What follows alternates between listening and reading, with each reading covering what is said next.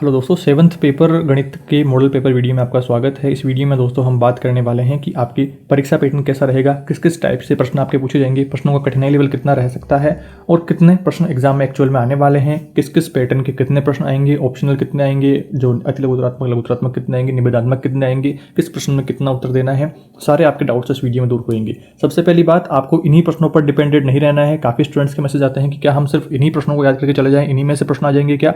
प्रश्न आने की संभावनाएं बहुत ज़्यादा है इन्हीं टॉपिक से, पर आपको सिर्फ इसी पर डिपेंडेंट नहीं रहना है। जैसा कि मैं हर बार कहता हूं, पर आपको क्या करना है, अपने जो मैराथन वीडियो को आपको जरूर से देखना है। उसमें से ही सारे प्रश्न आपके आने वाले हैं। सभी टॉपिक्स को शॉर्ट में समझाने की वहां पर कोशिश करी है। और गणित के लिए डरने की कोई जरूरत है नहीं, क्योंकि आपके 60 नंबर का टोटल पेपर रहेगा और 24 नंबर मिनिमम पासिंग मार्क्स चाहिए। और आप उस क्लास से, मैराथन क्लास को आप देखेंगे, समझेंगे, सारे टॉपिक्स को एक बार में ही समझ में आ जाएंगे और इजीली आपके 50 नंबर आ जाने वाले हैं। कोई दिक्कत समस्या आपको नहीं होने वाली है, भरोसा रखना है।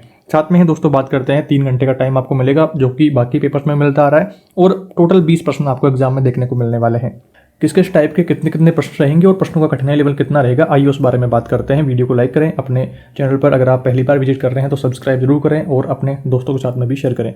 सबसे पहली बात, आपके जो ऑप्शनल प्रश्न है, 4 ऑप्शनल प्रश्न आने वाले हैं। पहला प्रश्न देखिए, इकाई योजना को लेकर के प्रश्न कई बार पूछा गया है, तो इकाई योजना के बारे में ध्यान रखना है कि हर्बर्ट इसके प्रवर्तक थे। और दूसरा प्रश्न देखिए, सिद्धांत जो शिरोमणि है, सिद्धांत शिरोमणि के लेखक कौन है, तो भास्कराचार्य सिद्धांत शिरोमणि के लेखक थे। और तीसरा प्रश्न है बॉर्डर लाइन, जो IQ वाला टॉपिक है, बुद्धिलब्धि का टॉपिक है, ये भी इंपॉर्टेंट रहता है। यहाँ से या तो ऑप्शनल वाला प्रश्न आ जाता है और कई बार 2-3 नंबर वाला बड़ा प्रश्न भी यहाँ से पूछ लेता है। उसका फॉर्मूला, मानसिक आयु, शारीरिक आयु, वो सब में डिफरेंस करके आपको बुद्धिलब्धि ज्ञात करना या फिर मानसिक आयु ज्ञात करना या एक्चुअल उसकी क्या आयु रहेगी, ऐसा कुछ आपको पूछ सकता है। तो IQ वाला टॉपिक जरूर से पढ़िएगा। यहाँ पर तीसरा प्रश्न है, बॉर्डर लाइन बालक की IQ बुद्धिलब्धि सीमा कितनी होती है, तो 70 से 89 आपको ध्यान रखना है। इसके बाद में अगला चौथा प्रश्न आता है, ज्यामिति का जन्मदाता किसे कहा जाता है, तो थेल्स को ज्यामिति का जन्मदाता कहा जाता है। पांचवा प्रश्न आता है, बेबीलोन जो संख्या प्रणाली है, इसमें 1 से 10 तक के प्रतीक लिखिए। इंपॉर्टेंट प्रश्न रहता है, कई बार एग्जाम में आया है, तो ध्यान रखना है, बहुत सरल है। अब यहाँ पर आपको डंडे दिख रहे हैं, पर डंडा है नहीं सिस्टम।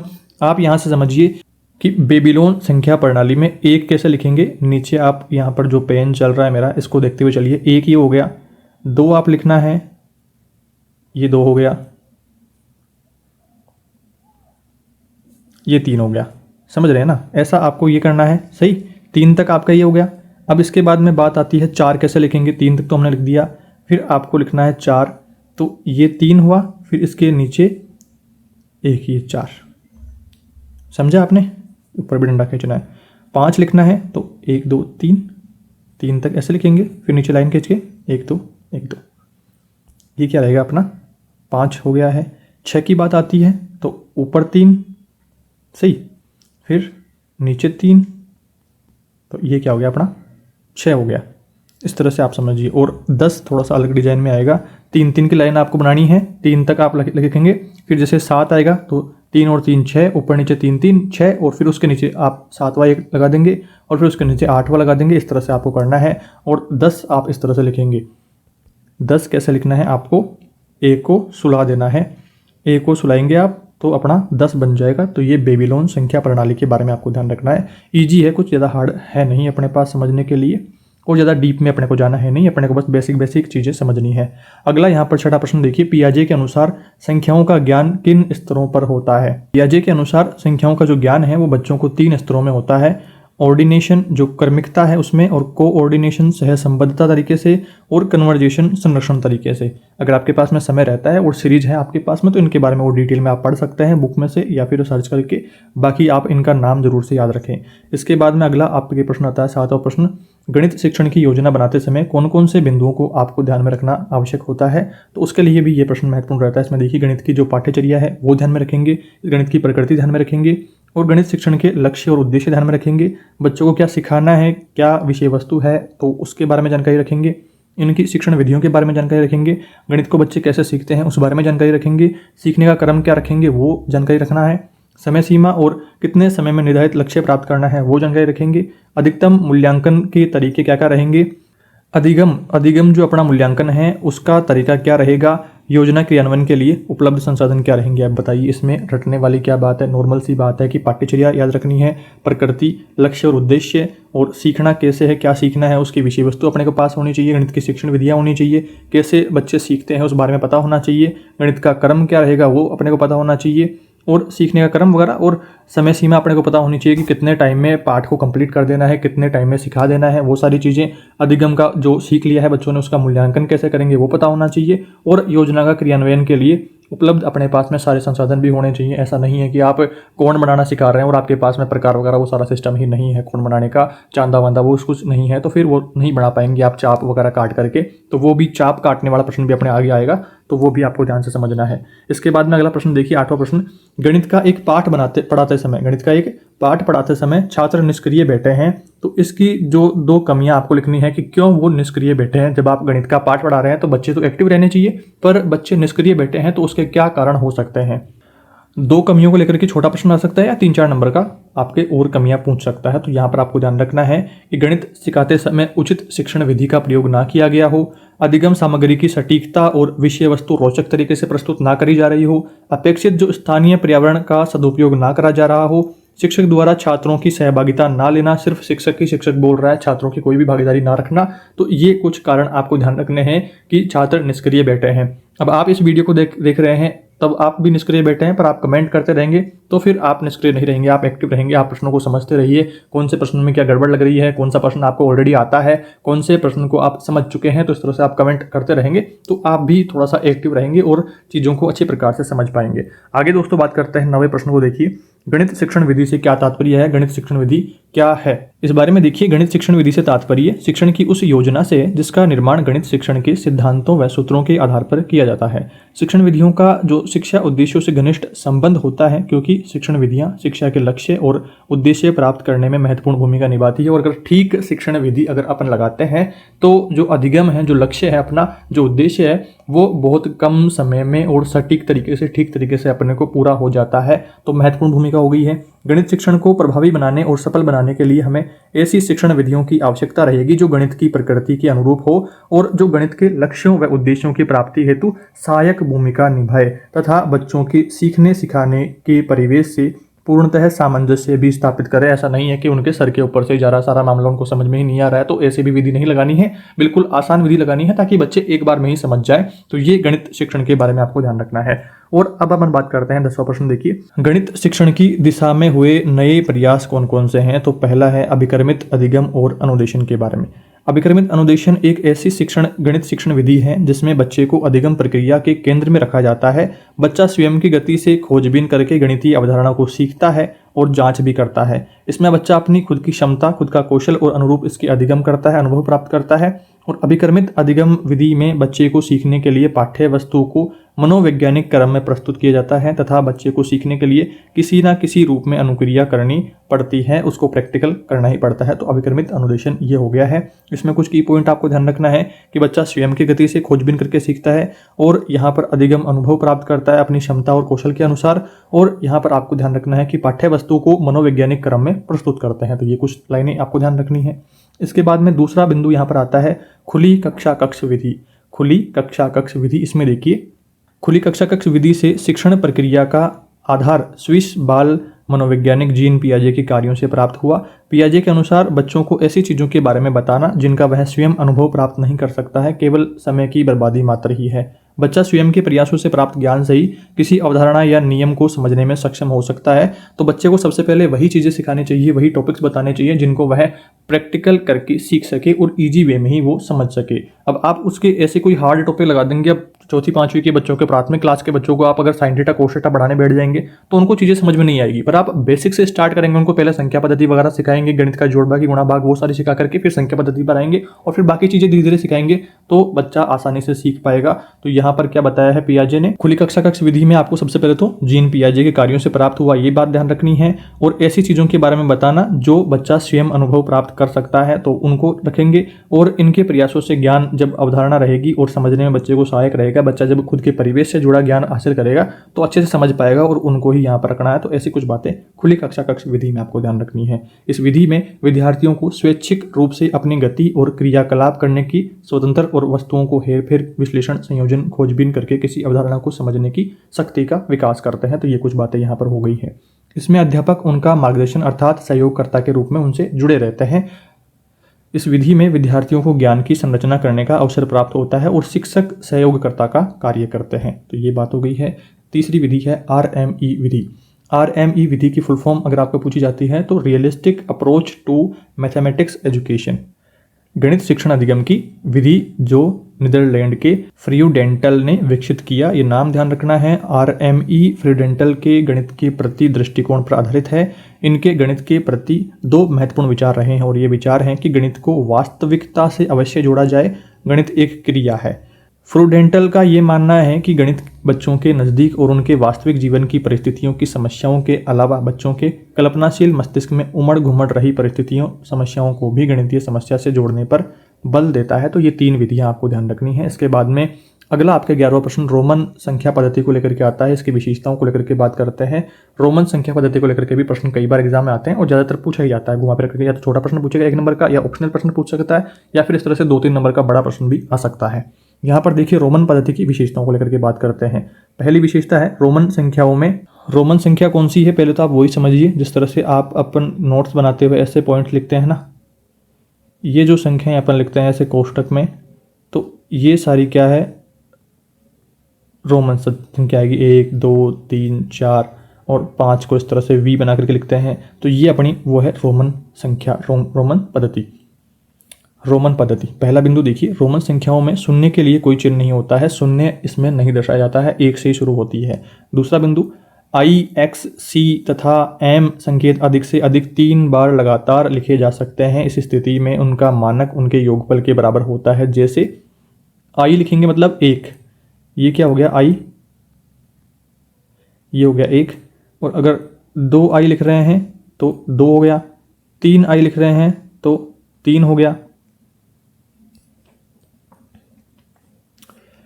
x का मतलब क्या रहेगा, 10 को अपन ऐसे लिखते हैं x, और 2x लिख देंगे तो 20 हो गया, और 3x लिख देंगे तो 30 हो गया। तो उस तरह से ये रोमन संख्या पद्धति में I, X और C और M संकेत को अधिक से अधिक 3 बार प्रयुक्त कर सकते हैं। और यहाँ पर आपको ये भी ध्यान रखना है इनके मानक की I बराबर 1 होता है, X बराबर 10 होता है, C बराबर 100 होता है, M बराबर 1000 होता है, V बराबर 5 होता है, L बराबर 50 होता है और D बराबर 500 होता है। तो ये मानक आपको ध्यान रखने हैं। इसके बाद में अगली विशेषता, तीसरी विशेषता आती है VLD संकेत लगातार नहीं आते हैं, अर्थात केवल एक बार ही लिखे जाते हैं। VL और D का हमने मानक वहां पर ले लिया है। और अगर कोई छोटा संकेत किसी बड़े संकेत के बाईं ओर केवल एक बार हो तो बड़े संकेत से छोटे संकेत के मान को घटा करके संख्या प्राप्त की जाती है। तो अगर यहाँ पर आप देख रहे हैं कि बड़े संकेत के बाईं ओर छोटा संकेत है तो उसमें से बड़े संकेत में से घटा करके मान प्राप्त करेंगे। और अगर छोटा संकेत किसी बड़े संकेत के दाईं ओर हो, छोटा संकेत किसी बड़े संकेत के दाईं ओर हो तो फिर संकेत में छोटे संकेत के मान को जोड़ करके संख्या प्राप्त करेंगे। अगर 5 के दाईं ओर अगर 1 है तो फिर यहाँ पर 6 हो जाएगा। तो दाईं ओर रहेगा तो जुड़ेगा, बाईं ओर रहेगा तो घटेगा। ये नॉर्मल सी बात आप पहले से जानते हैं, तो इनको लिखना है। और इसके बाद में अगली यहाँ पर विशेषता आती है कि I को मात्र V और X से, X को मात्र L और C से, और C को मात्र D और I से ही घटाया जाएगा। और यहाँ पर आप उदाहरण में देख लीजिए कि V, L और D घटाए नहीं जाते हैं।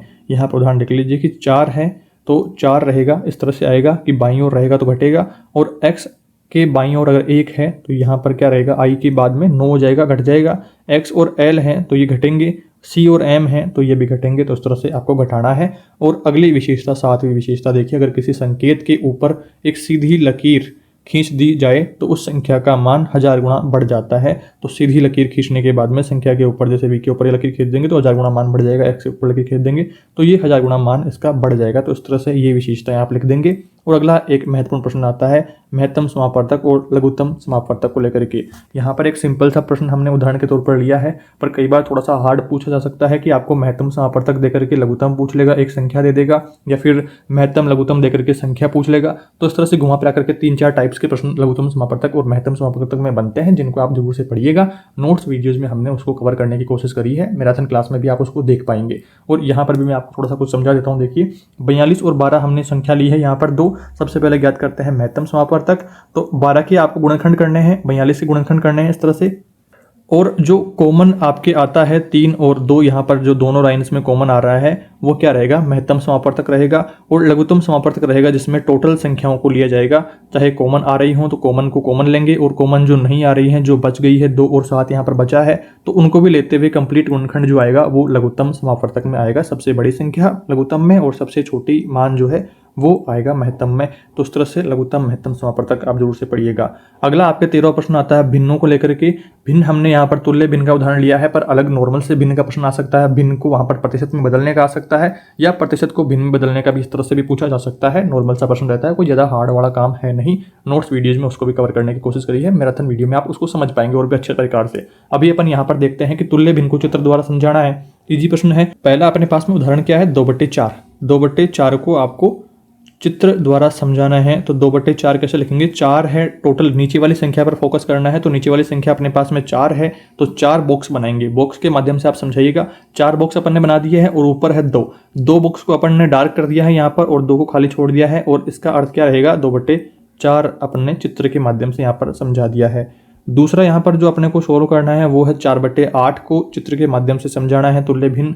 तो तुल्य भिन्न आप लिख सकते हैं कि इसको बढ़ा करके आप 2 से गुणा करते हुए जाएंगे तो ये संख्याएं आएंगी, तो 5 आप तुल्य भिन्न लिख सकते हैं।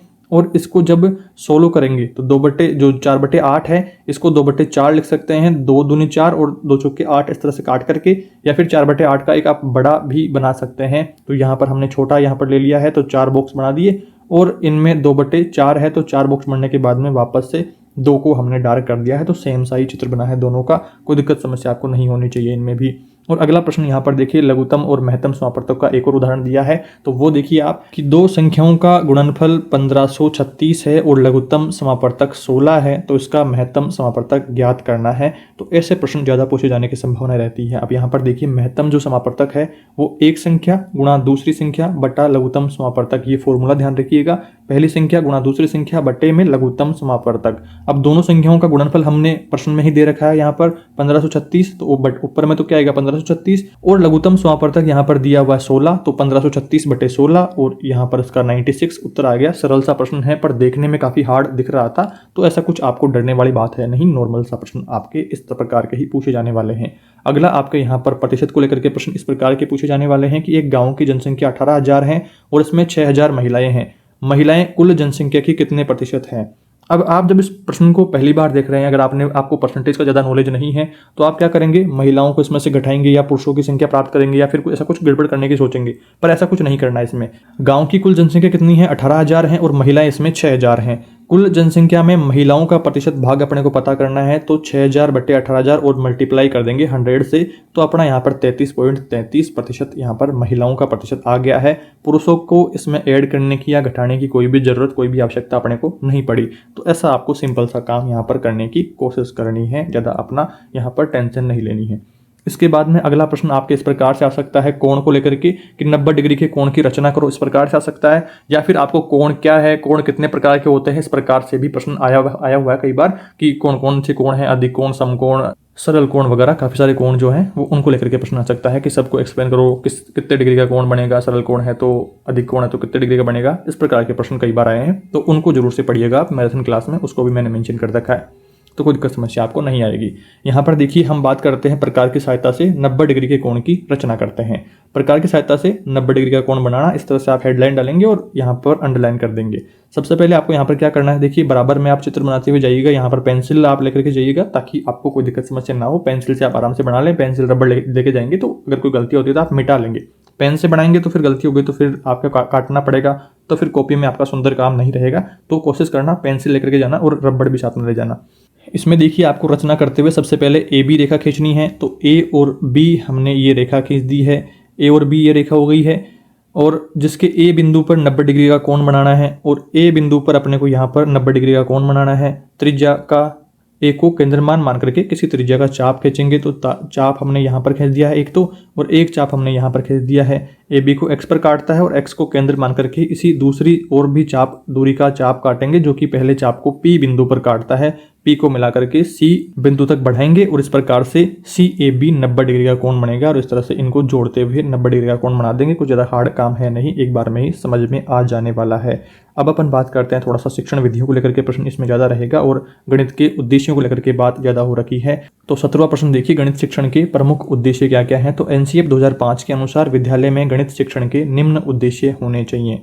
पहला उद्देश्य देखिए, बच्चे आनंद पूर्वक गणित की अवधारणाओं को आत्मसात करें। विद्यालय का गणित कक्ष का वातावरण आनंददायक, आकर्षक और विद्यार्थियों में रुचि और जिज्ञासा उत्पन्न करने वाला होना चाहिए, जहां अध्यापक और विद्यार्थी साथ मिलकर के गणितीय ज्ञानार्जन करें। बच्चों में प्राथमिक स्तर पर खेल विधि और वस्तुओं के प्रश्नीय कौशल, उनके हस्त कौशल के माध्यम से गणितीय कौशलों और योग्यताओं का विकास करना चाहिए। अर्थात गणित की चर्चा वहां से करें जहां पर बच्चा जिज्ञासापूर्वक ढंग से किसी वस्तु या घटना को जानने समझने का प्रयास करता हो। तो पहला उद्देश्य ये ध्यान रखना है। दूसरा उद्देश्य देखिए, यांत्रिक रूप से गणित न सीख करके सक्रिय रूप से समस्या समाधान की प्रक्रिया में भाग लेकर के गणितीय प्रक्रिया को समझना व आत्मसात करना। तीसरा उद्देश्य, बच्चे विभिन्न गणितीय परिणामों के आपसी संबंध को देखें, समझें और संप्रेषण करें। गणितीय शिक्षण क्रियाकलाप के दौरान एक विद्यार्थी कई निष्कर्षों पर पहुंच सकता है।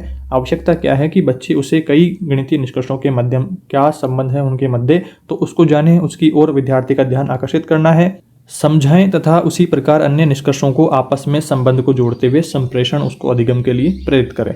चौथा उद्देश्य यहाँ पर देखिए, बच्चों को अर्थपूर्ण प्रश्न पूछने देना और गणित के प्रति रुचि उत्पन्न करना गणित शिक्षण का एक विशेष पहलू है। समस्या निर्माण अर्थात प्रश्न पूछना, प्राय गणित की कक्षा में गणितीय सवालों को हल करने पर जोर दिया जाता है तथा बच्चों को प्रश्न पूछने का अवसर नहीं दिया जाता। लेकिन तार्किक सोच विकसित करने के लिए बच्चों को प्रश्न पूछने या समस्या निर्माण के लिए उत्साहित करना चाहिए। इससे वे गणित ज्ञानार्जन को अधिक सार्थक व स्थायी बना सकते हैं। अध्यापक को चाहिए कि कक्षा वातावरण में ऐसी स्थिति उत्पन्न करें कि प्रश्न का हल ढूंढने के लिए बच्चों को सक्रिय रूप से भागीदार बना करके उनकी जिज्ञासा को शांत किया जा सकता है। इससे बच्चे में गणित को सीखने समझने के प्रति रुचि उनकी बढ़ेगी। तो ये सारी बात हो गई है। अब अगला यहाँ पर 5वां उद्देश्य आता है, गणित के बुनियादी ढांचे को समझना। गणित विषय की शाखाओं अंकगणित, बीजगणित, रेखागणित, आंकड़ों का प्रबंधन इत्यादि गणित की आधारभूत विषय वस्तु है। ये सभी अमूर्तकरण करने, नियमित संरचनाएं बनाने और गणितीय ज्ञान का व्यापीकरण करने में मदद करती है। सामान्यतः गणित की अवधारणाएं पहले सीखी गई अवधारणाओं या संकल्पनाओं पर आधारित होती है। इसमें संबंध भी होता है जो कि समस्या समाधान में कहीं सरल तो कहीं जटिल रूप में मायने रखता है, सामने आता है। अध्यापक को चाहिए कि वे उसका आपस में प्रयोग करना बच्चों को सिखाए, विद्यार्थियों को सिखाए।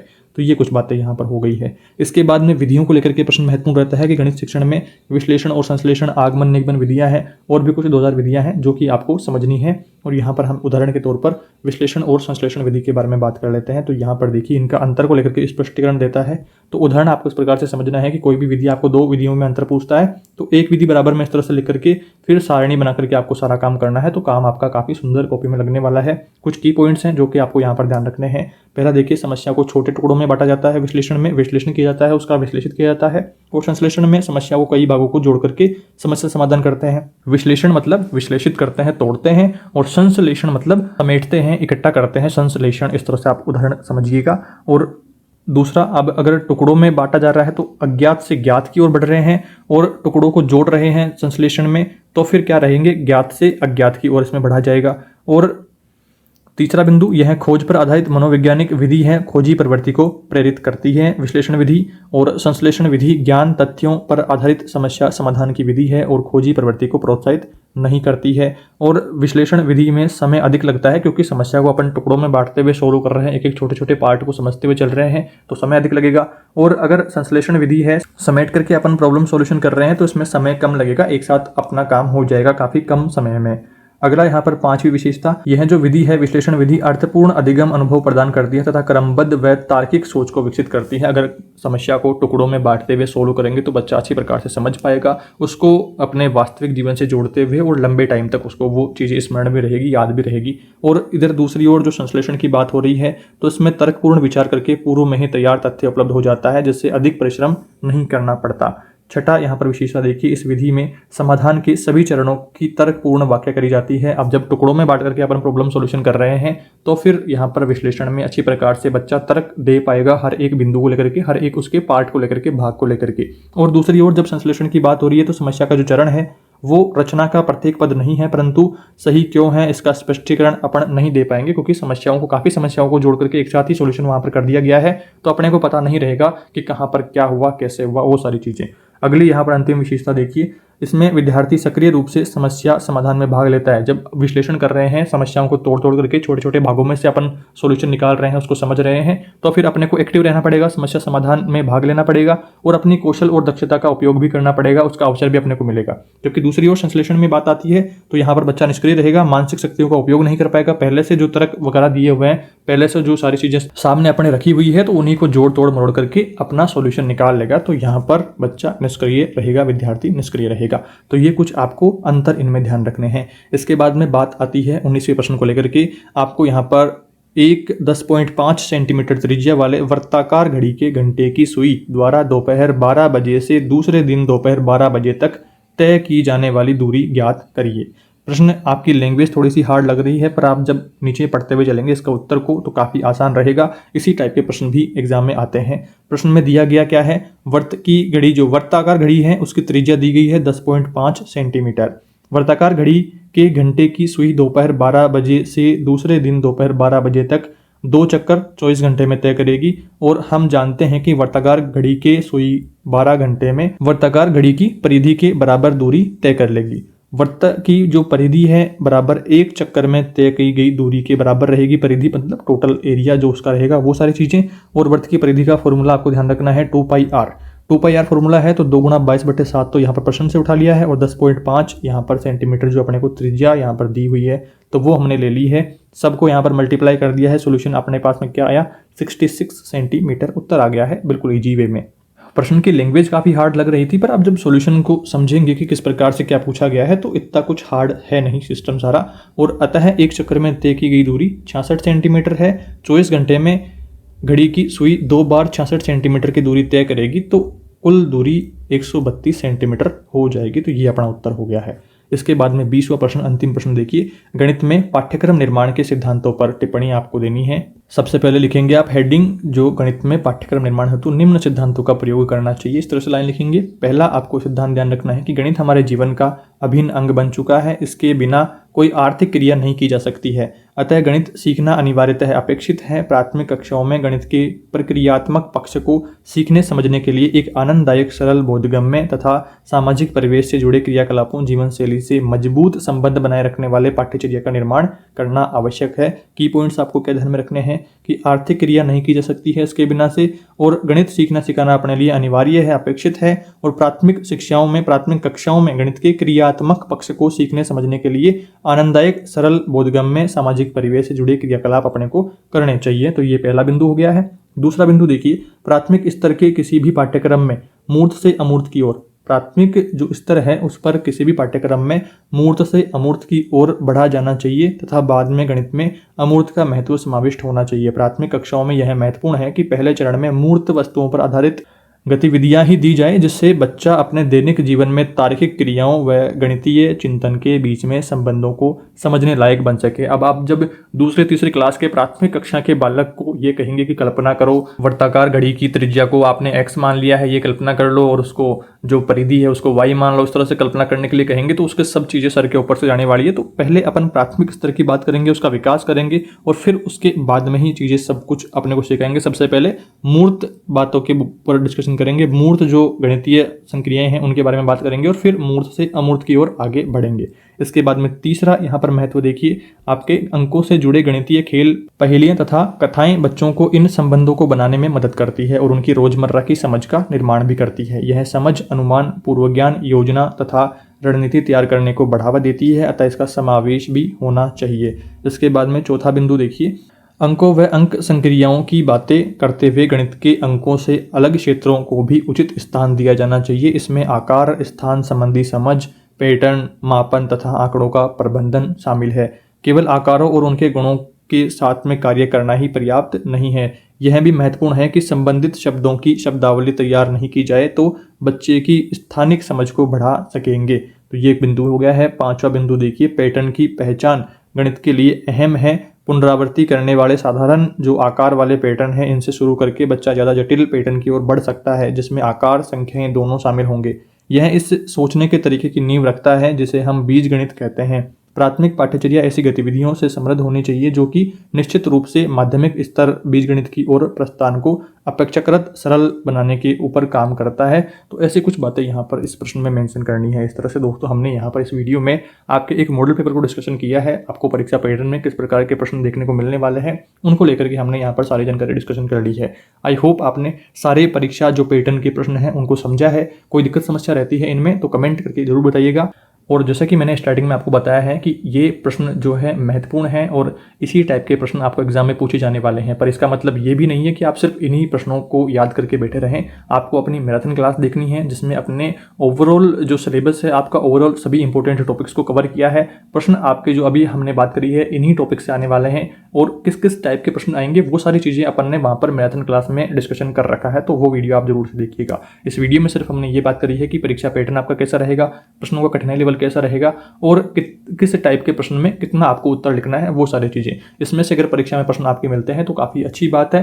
तो ये बात रहेगी मेन आपको। आई होप आपने ठीक तरीके से सारी बातों को समझ लिया है। कोई दिक्कत समस्या रहती है तो कमेंट करके जरूर बताइए। चैनल पर नए हैं तो सब्सक्राइब करें और वीडियो को लाइक करें, अपने दोस्तों के साथ में भी शेयर करें। Thank you for watching this video.